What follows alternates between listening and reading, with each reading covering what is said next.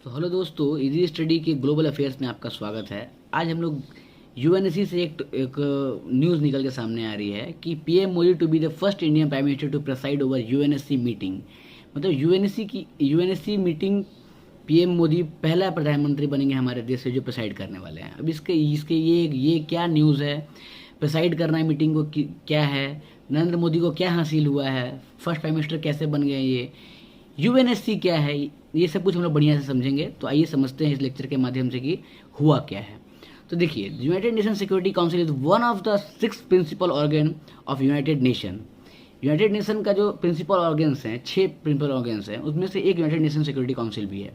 United nation समझिए कि पूरे के पूरे दुनिया का गार्जियन है, पूरे के पूरे दुनिया का गवर्नमेंट एक तरह से समझिए तो यूनाइटेड नेशन को कहा जाता है। पूरी दुनिया को हिसाब में रखना, कहीं कोई दिक्कत ना हो, जुडिशरी सिस्टम बना कर रखना पूरी दुनिया का, कहीं कोई देश किसी पे धांधली ना कर दे, और ट्रेडिंग कैसे होगा, हेल्थ सेक्टर कैसे पूरी दुनिया का संभलेगा, सब कुछ लगभग यूनाइटेड नेशन संभालता है। और यूनाइटेड नेशन का सबसे इंपॉर्टेंट कोई पार्ट है तो वो है UNSC, United Nation Security council. सबसे इंपॉर्टेंट है। क्यों इंपॉर्टेंट है? क्योंकि यूएन में एडमिशन किस कंट्री का होगा, उसका कोई नया चेंजिंग चैप्टर में आएगा, मतलब कि कोई नियम कानून में कोई चेंजिंग अगर यूएन में आता है तो वो भी यूएनएससी ही करता है। किसी नया कंट्री का एडमिशन चाहिए अगर यूएन में, वो भी यूएनएससी के ही थ्रू होता है। पूरी दुनिया में शांति बनाए रखने का काम भी यूएनएससी का ही है। कोई कंट्री अगर तेज बन रहा है, खरखर बन रहा है, किसी दूसरे कंट्री पे हेडक कर रहा है, उस पर सैंक्शन लगाना है या फिर उस पर मिलिट्री एक्शन लेना, ये भी यूएनएससी का ही काम है। मतलब UNSC is one of the, not one of the, सबसे बेस्ट, सबसे इम्पॉर्टेंट विंग, सबसे इम्पॉर्टेंट ऑर्गन है यूएन का। समझ पा रहे हैं? UNSC, United Nation Security council इसे बोलते हैं। अब यूएनएससी में 15 मेंबर होते हैं, 15 कंट्री जो है इसमें मेंबर होते हैं, ठीक है। 5 जो होते हैं वो परमानेंट होते हैं और 10 जो होते हैं वो नॉन परमानेंट होते हैं, जो 2 साल के टेन्योर के लिए आते हैं और हर 2 साल में रैंडमली चेंज होते रहते हैं। लेकिन जो 5 हैं वो फिक्स रहते हैं, जिंदगी भर से यही चले आ रहे हैं और यही हैं 5। समझे? वो 5 कंट्री कौन है? यूएसए, रसिया, चाइना, फ्रांस और यूके। कौन कौन से 5 कंट्री याद रखिएगा, एग्जाम में पूछता है। सब कुछ एग्जाम ओरिएंटेड बता रहा हूँ मैं आपको। बहुत ही अच्छा, बहुत ही परफेक्ट और बहुत इंपॉर्टेंट न्यूज़ है, आपको ये कवर करना ही है। तो क्या? अमेरिका, मतलब यूएसए, ब्रिटेन, रसिया, फ्रांस और चाइना, 5 कंट्री ऐसे कंट्री हैं जो परमानेंट मेंबर है यूएनएससी का। और 10 कंट्री जो हैं वो नॉन परमानेंट मेंबर हैं, वो 2 साल के टेन्योर में आते हैं और रैंडमली आते हैं फिर चले जाते हैं। उसमें इंडिया भी आता है, कभी पाकिस्तान भी, नॉर्वे, डेनमार्क, जितना भी यूएन से रिकॉग्नाइज कंट्री हैं, लगभग 194 कंट्री हैं, मतलब जितने भी कंट्री हैं वो सब आते हैं और निकलते जाते हैं। 2 साल के लिए आते हैं, निकल जाते हैं। वो ये नॉन परमानेंट है। समझ पा रहे हैं आप? तो अब नॉन परमानेंट हो या परमानेंट हो, अगर आप एग्जिस्टिंग मेंबर हैं अभी, मतलब कि जिस भी टाइम में अगर आप एग्जिस्टिंग मेंबर हैं यूएनएससी के, तो आपको भी मौका मिलेगा प्रेसिडेंसी संभालने का, यूएनएससी का प्रेसिडेंट बनने का। समझ पा रहे हैं? वो 1 महीने का टेन्योर होता है। आप बोलिएगा आपके सर 1 महीने का टेन्योर के लिए कौन प्रेसिडेंट बनता है? बिल्कुल, ये इतना बड़ा सीट है, ये इतना बड़ा पोस्ट है, ये इतना बड़ा जगह है कि अगर इस पर 6 महीना 1 साल का टेन्योर दे दिया जाए तो यहाँ पे कुछ गड़बड़ी हो सकता है। मतलब पावर शेयरिंग में दिक्कत आ सकती है। कैसे? 1 साल के लिए अगर आपको यूएनएससी का प्रेसिडेंट बना दिया जाए तो आप कुछ ऐसा कर जाएंगे जो आपके कंट्री के लिए फायदेमंद हो। आप कुछ ऐसा प्लान कर जाएंगे जो आप, मतलब कि आप गहरा छाप छोड़ सकते हैं। इसलिए यूएनएससी भी चलता रहे, सबको बराबर मौका मिलता रहे। 1 महीना आइए, 1 महीने में आप बहुत कुछ उखाड़ भी नहीं पाइएगा, बहुत कुछ गड़बड़ भी नहीं कर पाइएगा, और आप देश के हित में, अपने देश के हित में या वर्ल्ड के हित में कुछ आप बेहतर करके जाइए। इसी के लिए यूएनएससी बनाया गया है, प्रेसिडेंसी बनाया गया है। आइए, 1 महीना में रहिए, कुछ कर सकते हैं तो कीजिए, फिर निकलिए। समझ पा रहे हैं? 1 महीना का टेन्योर इसीलिए रखा गया। अगर 6 महीना या 1 साल का रख दिया जाए तो यहाँ कुछ गड़बड़ी भी हो सकता है। समझ पा रहे हैं आप? तो इस बार क्या हुआ है, 2021 में 1 जनवरी से इंडिया भी इसका नॉन परमानेंट मेंबर बना हुआ है। मतलब परमानेंट मेंबर तो नहीं बन सकता ना, वो तो 5 ही हैं, फिक्स हैं। नॉन परमानेंट जो रैंडमली टेन्योर आता है सबका बनने का, उसमें इंडिया को भी मौका मिला है। 2021 के 1 जनवरी से इंडिया भी इसका नॉन परमानेंट मेंबर 2 साल के लिए बना है, यानी कि 2022 के 31 दिसंबर तक इंडिया रहेगा, 2 साल तक। समझ पा रहे हैं?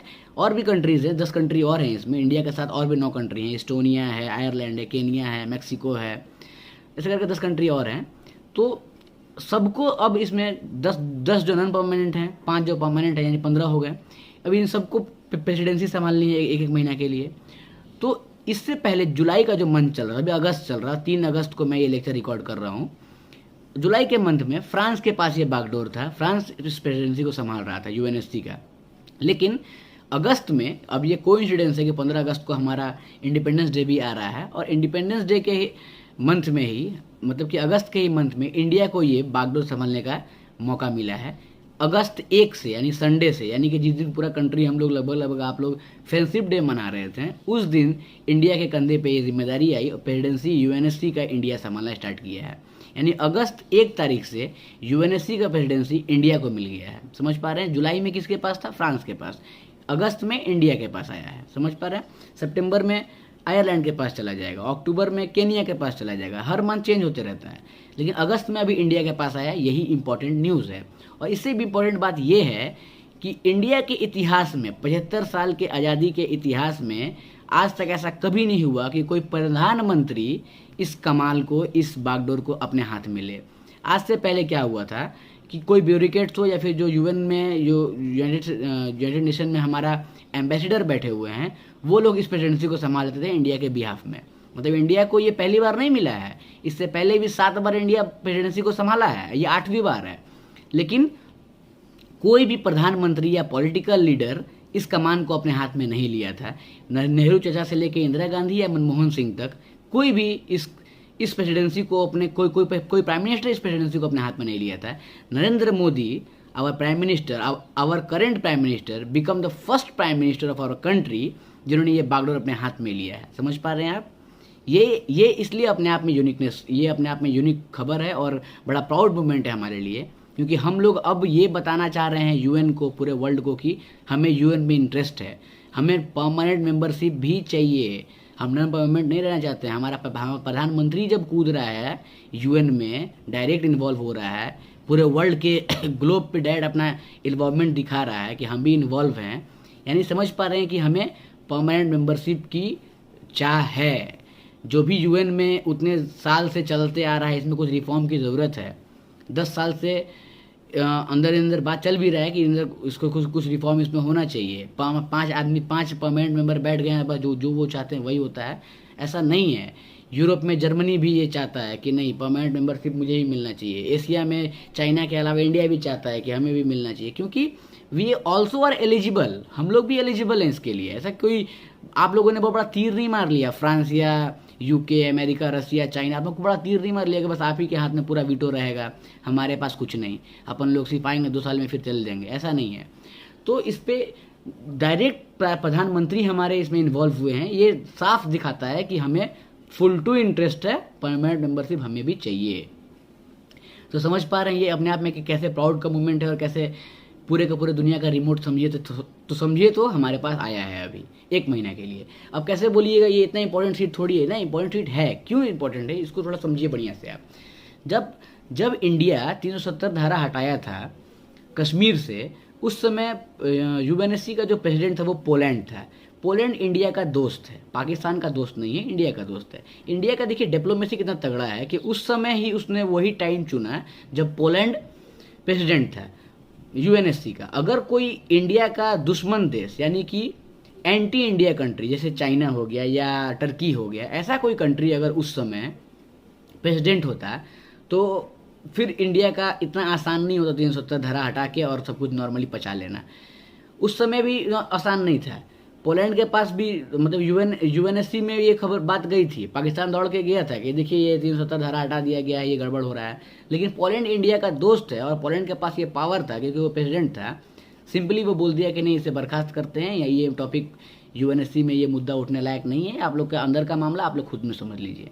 अगर कोई चाइना या टर्की जैसा कंट्री होता उस समय प्रेसिडेंट, तो वो क्या बोलता, हाँ लाइए ये टॉपिक पे बहस हो गया, अभी आप 370 पे स्टे लगाइए जी, मोदी जी आप स्टे लगाइए, समझिए, अभी हम लोग डिसाइड करेंगे, फिर आपको बताया जाएगा कि आप कीजिएगा कि नहीं कीजिएगा। अगर आप हमारे मतलब प्रेसिडेंट्स का या फिर यूएन का आप खिलाफ गए तो आप पे सैंक्शन भी लग सकता है, आप पे फाइन लग सकता है, आपको पनिशमेंट मिल सकता है।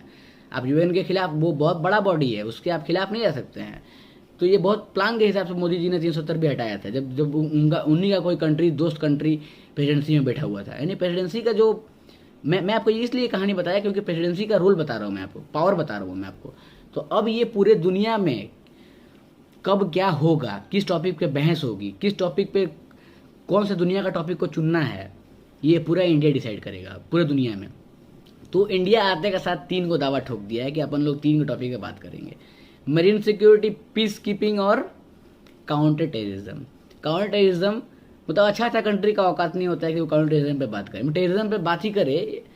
कंट्री लोग आते हैं, प्रेसिडेंसी संभालते हैं, ग्लोबल वार्मिंग पे बात करते हैं, क्लाइमेट चेंज पे बात करते हैं, वुमेन वेलफेयर पे बात करते हैं, ये भी बहुत इंपॉर्टेंट टॉपिक है, लेकिन इन टॉपिक पे सब बात करते हैं, टेररिज्म पे बात कोई नहीं करता है। बहुत कम कंट्री की कलेजा है, कलेजा का वो कौन कंट्री का हिम्मत है जो टेररिज्म पे डायरेक्ट आके बात करे।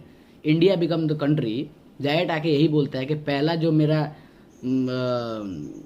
जो पहला स्टेप है वो काउंटर टेररिज्म पे ही होगा, टेररिज्म को ही काउंटर करना है। जो कंट्री टेररिज्म को पनाह दे रहे हैं या फिर जो कंट्री इसमें इन्वॉल्व है या फिर जो लोग भी इसमें इन्वॉल्व हैं, मतलब टेररिज्म को उखाड़ना है, यही मुद्दा रहेगा, मेन मुद्दा। 3 मुद्दा दिया इसमें, एक ये भी मेन मुद्दा में है, टेररिज्म। तो टेररिज्म जब यहाँ बात उठ रहा है तो पाकिस्तान तो इसमें परेशान हो ही जाएगा। पाकिस्तान पूरा परेशान है। पाकिस्तान का न्यूज़पेपर द डॉन में छपा है कि पाकिस्तान बोलता है कि Pakistan hope India will act fairly as UNSC president, यानी इंडिया बहुत फेयरली एक्ट करना चाहिए, पाकिस्तान होप करता है यूएनएससी प्रेसिडेंट बना है इंडिया। तो कहीं कि जान रहा है कि टेररिज्म इंडिया जब चिल्लाएगा तो पाकिस्तान तो बीच में आएगा ही नाम, कहेंगे terrorism is equal to Pakistan का परेशान हो गया। देखिए चाचा का मुंह देखिए, 3 दिन से खाना नहीं खाए, बेचारे परेशान हो गए, इंडिया का मिल गया प्रेसिडेंसी तो बेचारे परेशान हैं। लेकिन क्या किया जाए, होनी को कौन टाल सकता है चाचा, हम लोग बन गए हैं प्रेसिडेंट। और हम लोग क्या, सबसे बड़ी बात है कि कोई ब्यूरोक्रेट से कोई एम्बेसडर नहीं बना है, इस बार नरेंद्र मोदी खुद बन गए हैं। तो सोचिए कि और ही परेशान हो गए हैं, सही में बेचारा और 1-2 दिन खाना नहीं खाएंगे ही। तो यही पूरा का पूरा न्यूज़ है कि India become the president of UNSC और Narendra Modi become the first prime minister of our country who become preside over UNSC meeting. समझ पा रहे हैं? तो आशा करते हैं कि आपको सबको समझ में आया होगा, ये न्यूज़ आपको समझ में आया होगा। और ऐसा ही न्यूज़ आपको फिर लेके आया जाएगा नेक्स्ट लेक्चर में। जाते जाते आपसे एक सवाल पूछा जाता है, इसका जवाब आपको कमेंट बॉक्स में देना ही है। अगर आपको नहीं आता है तो आपको कहीं से ढूंढ के देना है, लेकिन जवाब आपको देना ही है। सवाल ये है कि आपको बताना है कि यूएनओ, यूनाइटेड नेशन ऑर्गेनाइजेशन का हेड क्वार्टर कहाँ है। समझ पा रहे हैं? यूएनओ का हेड क्वार्टर कहाँ है, आपको इसका आंसर देना है कमेंट बॉक्स में।